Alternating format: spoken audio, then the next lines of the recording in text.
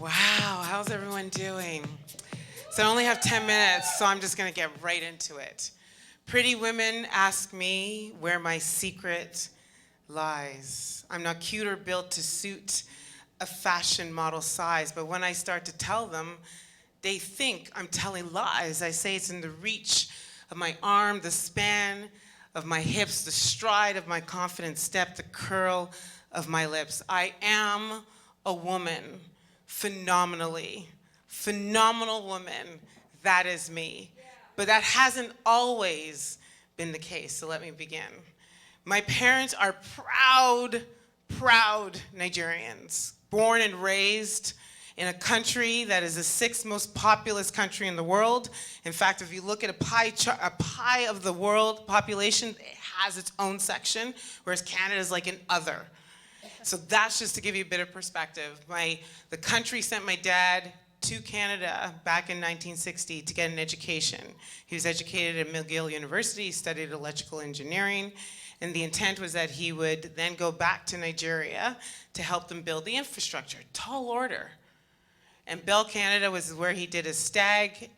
They offered him a job, he decided to stay. He brought my mom. My brother and I then became first-generation Canadians.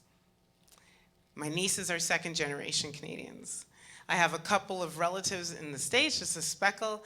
I have some in Europe, but my roots are in Nigeria. So my parents brought Nigeria to Canada and raised my brother and I like we were Nigerian. And so my parents have a really strong identity. Like I audibly in my adult years do not remember them ever saying, I am black.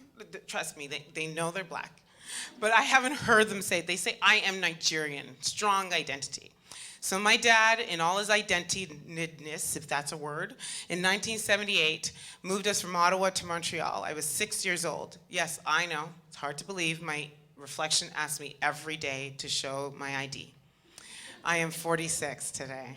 Woo! So I'm no, not to, but on today I'm 46 plus some, edging to 47, edging, you know? But you're stealing my time, girl, but that was good, I like that. That was a high five, yeah, high five moment. So yeah, so at the age of 6, we moved to Montreal, 1978, heart of racism. And I share this because some of you, this may sound hard to take, but it's not about you guys, right? Like you guys were not there at the time, but it was bad times back then. There was a lot of racism. So if you really knew me, you would know that I experienced blatant racism and hatred throughout my childhood. If you really knew me, you would know that I endured a decade plus of bullying just because I was black. You would know that I had an uninspiring guidance counselor that didn't really know what to do with black people except what they saw on TV. If you really knew me, you would know that I had to buy my friends, because who wants to really be friends with the black kid? If you knew me, you would know that I thought I was extremely ugly, because back then black was not beautiful. And if you really knew me, you would know for a really long time, I did not like being black. And when people can ask you enough, if you scrub your skin really hard, can you wash the dirt off? And then you try. And as an African, we have this sponge, it's called a reefie. And my mom scrubbed my skin from the time I was a kid. And I would scrub really hard. And every morning I would wake up, and much to my chagrin, I would still be black. So you can imagine the environment that I grew up in. And this environment carried me through making friends, going through all of my school life, through university, dating life, married life, my career. And so you can just imagine the health level of my relationships. And so fast forward to 2014. I'm fasting forward because I only got 10 minutes. And my world collapsed into a real dark place. And it's funny because I found my journals, and I've been like from time, I was a really big journal. And so I was very blessed to have that. And so 2014, my best friend at the time introduced me to this book, A Return to Love. And it was because she can see that the world saw joy, but there was a lot of darkness inside. And the prevailing theme throughout my entire life has always been that you've been always so amazing, so happy. Wouldn't you say that when I was a Roger? So happy and blah, blah, blah. So you can imagine the pressure of being me, pushing out to depict like I was happy, and then darkness on the inside when I was by myself. And so I read this book, Marianne Williamson, A Return to Love, changed my life in an instant. She spoke about love and hate. She talks about how babies are born into love. We learn hate. And I was telling you that I read my journals, and there was a journal entry in 1988. Because this is new. I've never told this part of my story before because I really just uncovered this like days ago. Because I always wondered, why was it so easy for me to get that concept, love and hate? Love is good. Hate, we learn. I can unlearn that. In an instant, I learned that, and I changed my life.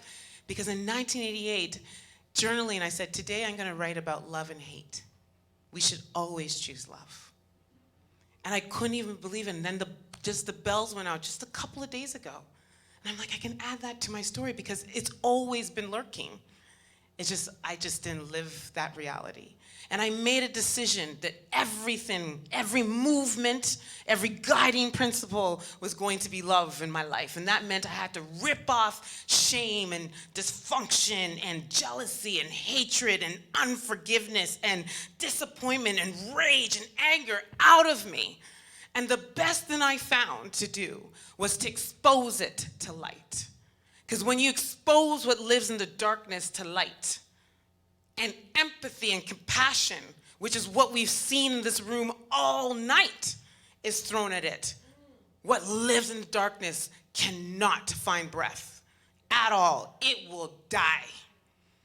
And I tell you, when I connected with that, when I realized that, and I started to tear things away, and I found my inner light, I found my gift.